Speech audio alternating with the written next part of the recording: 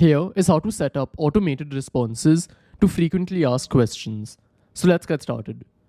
First, open Instagram and come to your home page that's on the right. And once you're here, you have to ensure you have a professional account.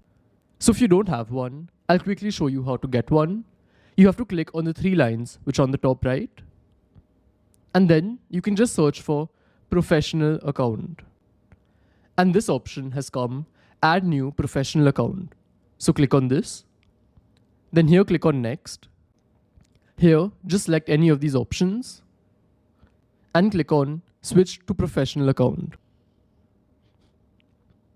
So once this is done, you'll see a professional dashboard on your homepage.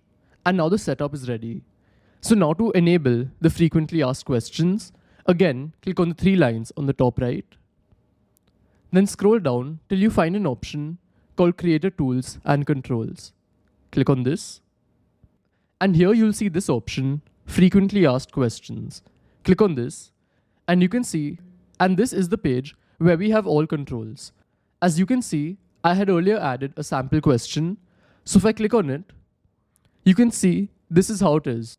First, you can enter the question that's frequently asked, and then you can put an automated response if you want to.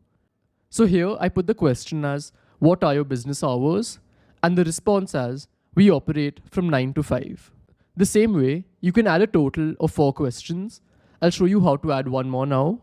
Just click on add question. And now I'll add another question. So if I ask, what is your email ID? Then I can put an automated response over here saying, reach out to us at the email ID. And now just click on the tick to save it. As you can see, we've added 2 questions now. So now, if anyone asks either of these 2 questions, even if you don't open your DMs, they'll automatically get a reply. Now, from another account, I've come to the DMs page, and as you can see, these 2 options have come here.